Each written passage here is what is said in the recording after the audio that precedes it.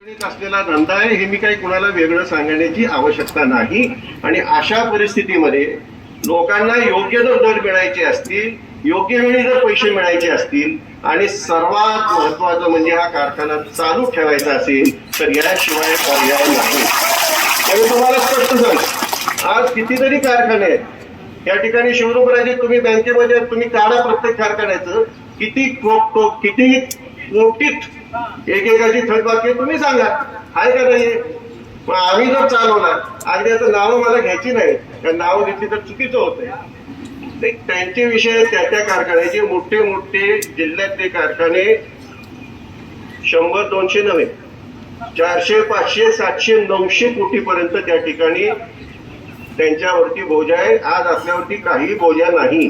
आज फक्त आपल्याला जे देणं आहे ते देणं फक्त जवानचं आहे, कारण त्यांनी जी मशिनरी बसवली त्याचा घसारा घेऊन ते आपल्याला ते देणं आहे। ते देणं देण्याची जबाबदारी पूर्णपणे त्या ठिकाणी आपण ज्याच्याबरोबर एक्सप्रेशन ऑफ इंटरेस्ट केलं, दत्त इंडियानी सर्व अधिक भरलं, तर ते देणं देण्याची जबाबदारी ते घेत आहे। म्हणजे तुम्हाला कोणाला काही तोशीच नाही ना, तर तुम्हाला कोणाला काही तोशीच नसेल तर हा प्रस्तावाला पुढे जायला अडचण काय? आपल्याला कारखाना चालवायचा आहे, आपल्याला कोर्ट नाही खेळायचं देश भोसले साहेब, कोर्टात खेळायचं। ओके साहेब, तुम्ही वकील आधी चालू द्या ना, आपण भांडत राहू, फक्त हे चालू द्या म्हणून म्हणते। तुम्ही सगळेजण ह्याला मंजुरी द्या।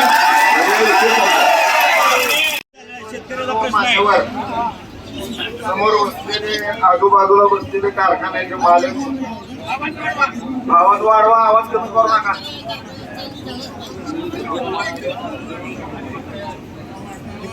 सर्व सभासद बंधू, पत्रकार मित्र, खरं तर आजची सभा बघितली तर एवढ्या मोठ्या संख्येने सभासद कधीच मिटिंगला आले नाही। आपली नोटीस गेल्यानंतर बरेच सभासदांनी आम्हाला फोन केले आणि त्यांनी आम्हाला विचारलं, पहिला करार जाऊ द्या महोदय, निदान दुसऱ्या करारावर तरी आम्हाला माहिती होऊ द्या। मगाशी चेअरमन साहेबांनी सांगितलं 8/9/2020 ला एक गव्हर्नमेंटचा GR निघालाय आणि त्या GR प्रमाणे कारखाने चालवायचे। माझा या बॉडीला मॅनेजमेंटला सवाल आहे की तुम्ही 2022 ला जो करार केला त्यानंतर आज अखेर या 3 गावांमध्ये किती क्रशिंग झालं, किती लाखाचं क्रशिंग झालं हे कळायला तुम्हाला बरं वाटत। एमडी साहेब, किती लाखाचा करार झाला, क्रशिंग झालं? नाही, सभासदांना कळू देत ना, नाही मला बी कळलं पाहिजे ना, क्रशिंग काय कळलं पाहिजे ना। नाही त्याच्यावर सांगते, हिशोबच आहे ना त्याच्यावर। क्रशिंग सांगा, क्रशिंग तुमचं पूर्ण बोला तुम्ही, मला आधी क्रशिंग सांगतो तुम्हाला। सवाल जवाब नाही, तुम्हाला काय बोलायचे पूर्ण बोला। क्रशिंग सांगतो मी तुम्हाला, आमच्याकडे सगळे आकडे आहेत। मागील 5 वर्षात झालेले ऊस गाळपाचा तपशील खालीलप्रमाणे: 2021-22 हंगाम दिवस 173, गाळप 5,05,425, साखर उत्पादन 5,83,000, साखर उत्पादन 1155, 22-23 क्रशिंग दिवस 128, साखर मेट्रिक गाळप 4,17,544, साखर उत्पादन 4,27,720, साखर उत्पादन 11,68, 23-24 क्रशिंग दिवस 142, क्रशिंग 4,95,995.490, साखर उत्पादन पोती 5,64,760, साखर उत्पादन 11,38, 24-25 102, 24-25 102 दिवस गाळप मेट्रिक टन 4,51,866, साखर पोती 5,23,350, साखर 11,58 आणि 25-26 ला 98 दिवस 4,13,435, साखर उत्पादन पोती 5,46 आणि साखर उत्पादन 11.79 याप्रमाणे गेल्या 5 वर्षामध्ये क्रशिंग झालेले। हॅलो, मी तुम्हाला फक्त अप्रॉक्सिमेटली 5 वर्षाचं क्रशिंग सांगा, सांगितलं सगळं बोलायला सांगितलंय, अजून काय पाहिजे तुम्हाला? अहो 5 आणि 4 583 अधिक 487 अधिक 5 14 अधिक 5 33 अधिक 5 46 5 10 15 20 हा किती झाले साधारण साधारण सांगा हा साधारण 10 10 20 22 लाख 22 पर्यंत झालं 22 लाख झाला आता हा. बसा. हा. एक मिनिट चेअरमन साहेब, आपल्या अध्यक्षेच्या खाली मी सभासद म्हणून माझे 2च मिनिटं किंवा 1 थांबा मिनिट जरा मला पूर्ण करू द्या. थांबा जरा आता मध्ये बोलू नका. आता मध्ये बोलू नका प्लीज. त्यांचा विषय चाललाय तो संपल्या गेलीच आपण बोलू. ठीक आहे. आता 22चा करार तुम्ही केला 2022चा. तुम्ही हायकोर्ट मध्ये सांगितलं की मी 8/9/2020 प्रमाणे करार करतोय. 8/9/2020 ला मंत्री गटाच्या समितीने तुम्हाला काय सुचवलं हे सभासदांना कळू द्या. काय सुचवलं होतं तुम्हाला आणि तुम्ही करार काय केला? 13/10/2021 रोजी मला वाटतं वकील साहेब, हे आता पुन्हा आपण आता विषयांतर करतोय. हे 2 विषय समोर आहेत. हे 2 विषय समोर आहेत. याविषयी काय बोलायचं असेल तर तुम्ही बोला. याच विषयावर बोलतो मी. या विषयावर बोलायचं तर बोला.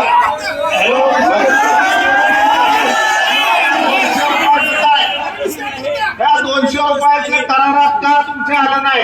कुठल्या करारात? नफ्यातले 200 रुपये जवाहरने श्रीरामला द्यायचे हे तुम्हाला सुचवलेलं असताना तुम्ही करारात का घेतलं नाही? वकील साहेब, आपल्या वार्षिक मीटिंगचे आहेत. वकील साहेब, आपले फसवणूक तुम्ही का केली? विशेष सभेचे मुद्दे आहेत का? थांबा, एक मिनिट थांबा.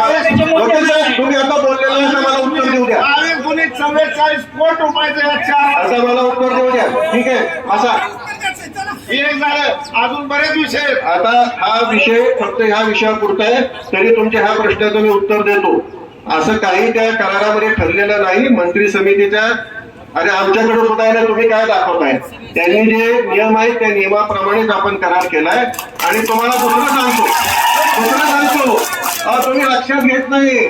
तुम्ही फार स्वतःला विज्ञान अजिबात नाही. हा, मग तुम्ही लक्षात घ्या. तेच विचारतोय. अरे यार, तुम्ही नीट लक्षात घ्या. याच्यामध्ये ऊस उत्पादकांना दर अधिक मिळणं का त्या ठिकाणी कारखान्याने 200 रुपये घ्यायचे आणि त्यावरती इन्कम टॅक्स भरायचा आहे. काहीतरी काय बोलताय तुम्ही? अहो तुम्ही 44 कोटी रुपयाचा हे चुकीचं केलं. हे पूर्णपणे चुकीचं तुम्ही धोरण हे आहे. अरे नाही, आम्ही इथंच काम करतोय. त्यामुळं ते दिशाभूल करून राहिलेले आहे. मला वाटतं आपला विषय हा मंजूर झालेला आहे.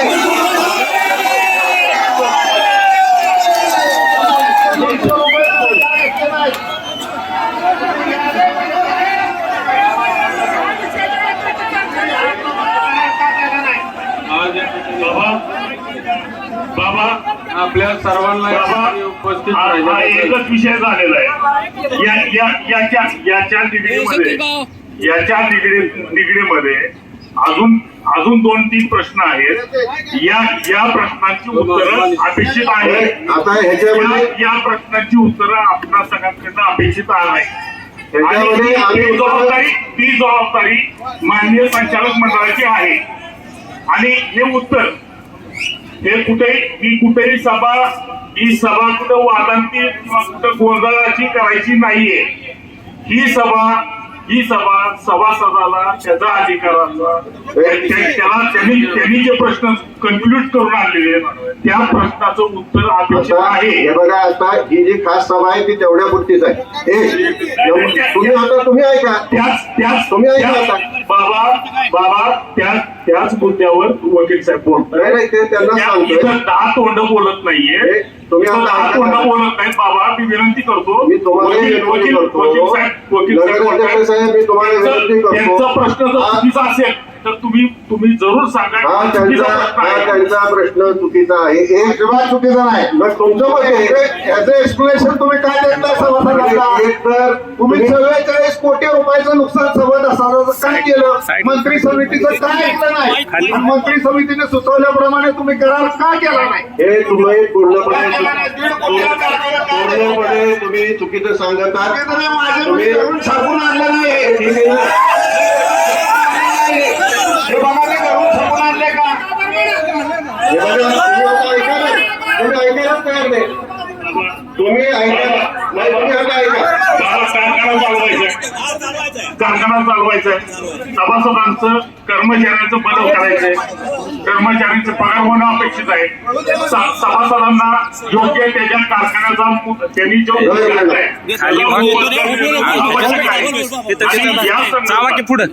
आम्ही या संदर्भातच इथं आलेलो. आम्ही सभासद फक्त एकच आहे की 5 मिनिटं 10 मिनिटं जे कन्क्लुजन आहे, जे कन्क्लुजन आहे, शेवटी निर्णय समिती ही तुमची आहे. पण एक्सप्रेशन विषय काय होतोय ते मागच्या कराराचं बोलताय. तिथं आपल्याला उद्याचा हा विषय चाललेला आहे आणि त्यांचा जो मागच्या कराराचा जो खुलासा आहे तो आम्ही त्यांना करून द्यायला तयार आहे. त्यांचं आता सगळे उत्तर आपण देऊ शकला नाही तरी आमची भूमिका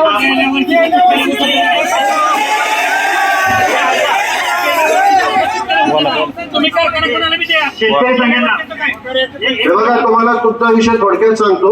जे काय आपलं ठरलेलं आहे त्याप्रमाणे त्याची तरतूद ऐका ऐका ऐका तुम्हाला ऐकायचं काय ऐकायचं.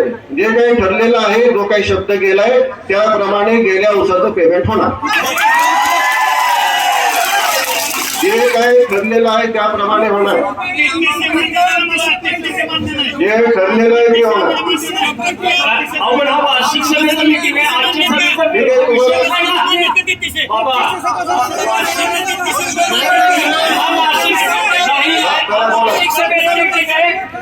जे काही ठरलेलं आहे त्यामध्ये बदल होणार नाही. तुम्हाला मान्य असू द्या, पण जे ठरलेलं आहे बदल होणार नाही. हा विषय वार्षिक सभेचा विषय सर्वसाधारण सभेचा विषयच नाही ना. हा विषय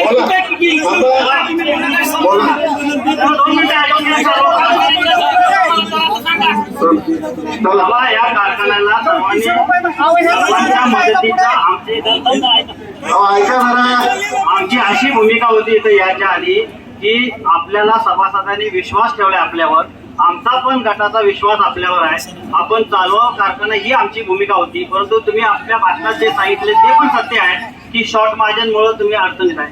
परंतु आमची एकच विनंती आहे, जे आता नवीन करार होशील बाबा ते आमचे पण लोक विश्वासात घ्या आणि असा करार करा की ह्यो मध्ये गेला जसा जवाहर 3 वर्षाने गेला आणि मग आपल्यावर लायबिलिटी टाकली. आपल्याला जवाहर सांगत होता की 10 वर्षानंतर आपल्याला कर्जमुक्त चेअरमॅन कारखाना मिळेल. परत अशी आपल्यावर सभासदावर लायबिलिटी होऊ नये म्हणून तसं कुठला तर क्लेम करा की तो जर गेला त्यांनी 10,000 टन केला आणि उद्या म्हटलं 200 टन आपल्यावर 200 कोटी आपल्यावर कर्ज आहे. ती कर्ज आपण घ्यावं नाही ही माझी प्रामाणिक सभासदांना एक विनंती आहे. तुम्ही म्हणता ते अगदी 100% बरोबर आहे. कुणी कर्ज काढत असताना अगदी जवाहरनी किती कर्ज काढलं ते त्यांच्यावरती होतं. श्रीरामदाच्या कर्जाची कधी संबंध नव्हता. ते आता त्यांच्या मशिनरीच्या पोटी आपण देणार आहोत. थोडा मशिनरीसाठी त्यांनी जवळपास 125 कोटी खर्च केला. त्याची घसाराकडून व्हॅल्यू आता 76 कोटी आहे आणि ती तुला त्यांना 15 वर्षाच्या टप्प्याने बिनव्याजी द्यायची. 15 वर्षाच्या टप्प्यामध्ये बिनव्याजी द्यायची. आता ह्या करारामध्ये तुम्हाला निश्चितपणे विश्वासात घेऊन तुम्हाला दाखवून हा करार केला जाईल.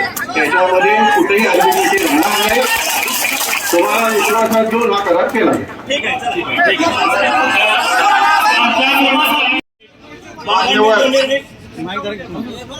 बाबांनी जो निर्णय घेतलाय हा शेतकऱ्यासाठी अतिशय महत्वाचा निर्णय आहे. कारण गेले 15 वर्ष 20 वर्ष झालं हा कारखाना अडचण असताना पाठीमाग आज आमच्या शेतकऱ्याला गोरगरीब शेतकऱ्याला टायमिंगला पैसे मिळतात. 10 ते 15 दिवसात पैसे मिळतात आणि त्यामुळं सभासद आमचा खुश आहे. आम्हाला राजकारण करायचं नाही, राजकारणावर आम्ही बोलणार नाही. परंतु दोन्ही विषय मंजूर करावं आणि सभासदाच्या निर्णयाला सभासदांनी जो निर्णय घेतलाय तो मान्य करावा असा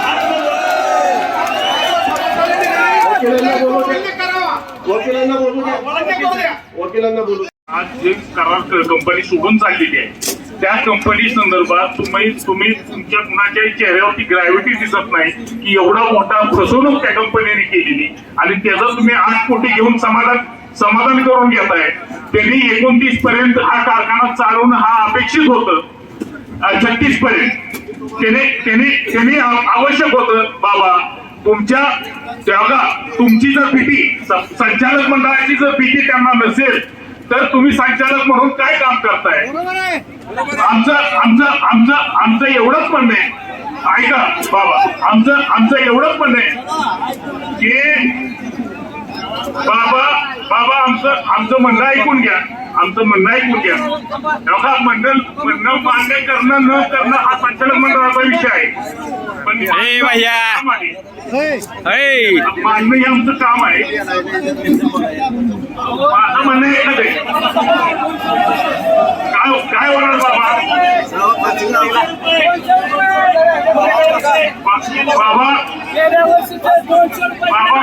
माझा शब्द ऐका तुम्ही. 5 मिनिटं कारखान्यासाठी 5 वर्ष दिले, 15 वर्ष तुम्हाला दिलेले, 5 मिनिटं तुम्हाला सभासदांसाठी द्यायला 5 मिनिटं. तुम्ही जे प्रश्न मांडले सगळी उत्तरं आमच्याकडे आपण बघूया. तुम्ही चुकीचे काहीतरी वकील, तुम्ही नेहमी चुकीचे प्रश्न मांडता.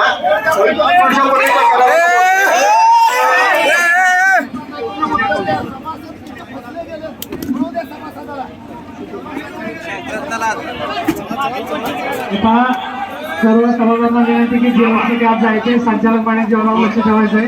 दोन